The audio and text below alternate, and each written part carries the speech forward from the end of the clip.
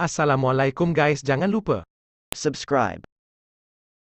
pemain kelahiran Kosovo, Liridan Krasniqi tidak dapat diturunkan dalam perlawanan pertama Liga Super, yang juga menjadi perlawanan merebut kejuaraan Piala Sumbangsih menentang JDT di Stadium Sultan Ibrahim pada 24 Februari ini.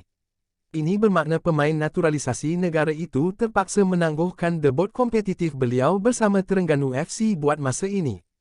Perkara itu disahkan sendiri oleh pengendali Terengganu FC, Tomislav Steinbratner kepada media baru-baru ini, dan ia menjadi sedemikian kerana status pemain itu yang merupakan pemain pinjaman daripada JDT. Perkembangan terbaru ini turut menyebabkan segelintir penyokong bola sepak berpendapat ketiadaan Liridan adalah disebabkan gentleman agreement yang dipersetujui di antara JDT dan Terengganu. Walaupun tanggapan tersebut mungkin betul tidak dapat dipastikan sama ada perjanjian untuk tidak menurunkan Liridan dalam perlawanan membabitkan JDT adalah perjanjian berbentuk lisan atau kerana ia sememangnya turut terkandung di dalam kontrak pemain itu sebelum menyertai Terengganu, tiada butiran kontrak pernah didedahkan. Perjanjian secara lisan ataupun turut dikenali sebagai gentleman agreement boleh diguna pakai di dalam pelbagai situasi yang boleh memberi manfaat kepada kedua-dua buah kelab. Perjanjian Gentleman Agreement di Liga Malaysia. Gentleman Agreement bukanlah perkara baharu di dalam bola sepak Malaysia dan turut digunakan secara meluas di liga-liga utama bola sepak di Eropah.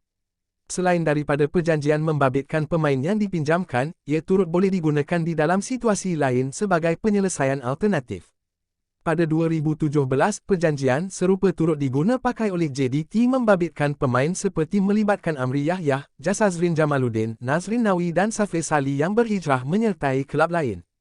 Pada ketika itu, Amri Yahya telah tamat kontrak dengan JDT dan Melaka United pula tidak mampu untuk membayar gaji penuh kepada beliau, jadi JDT bersetuju untuk Melaka United bayar separuh dan JDT bayar separuh sebagai gentleman agreement. Tetapi dengan syarat Amri Yahya tidak boleh bermain ketika menentang JDT.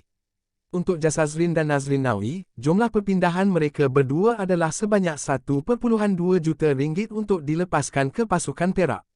Apabila Perak tidak mampu untuk tebus dengan jumlah tersebut dan meminta dikurangkan untuk RM400,000, JDT bersetuju dan dengan syarat pemain-pemain ini tidak boleh diturunkan ketika menentang JDT. Hal yang sama juga berlaku kepada Safir Sali apabila PKNS tidak mampu membayar yuran perpindahan yang penuh kepada JDT, jadi Safir Sali juga tidak dapat diturunkan ketika menentang JDT disebabkan gentleman agreement ini selepas JDT bersetuju untuk PKNS membayar separuh sahaja. Perjanjian di atas melibatkan JDT dan beberapa pasukan lain adalah sekadar contoh bagaimana perjanjian berbentuk gentleman agreement diguna pakai di Liga Malaysia. Walaupun ia sah dan digunakan secara meluas, terdapat juga bukti bahawa gentleman agreement seperti perjanjian ibarat sandiwara di dalam bola sepak. Joe Allen, apabila Brendan Rodgers meninggalkan Swansea untuk jawatan sama yang lebih glamour di Liverpool, pengerusi Swansea mengenakan syarat secara gentleman's agreement agar tiada pemain dari Swansea yang akan turut bersama ke Anfield untuk tempoh sekurang-kurangnya 12 bulan. Perjanjian itu bagaimanapun tidak diendahkan dan hanya selepas 70 hari Joe Allen menjadi pemain kedua yang ditandatangani Rodgers di Anfield.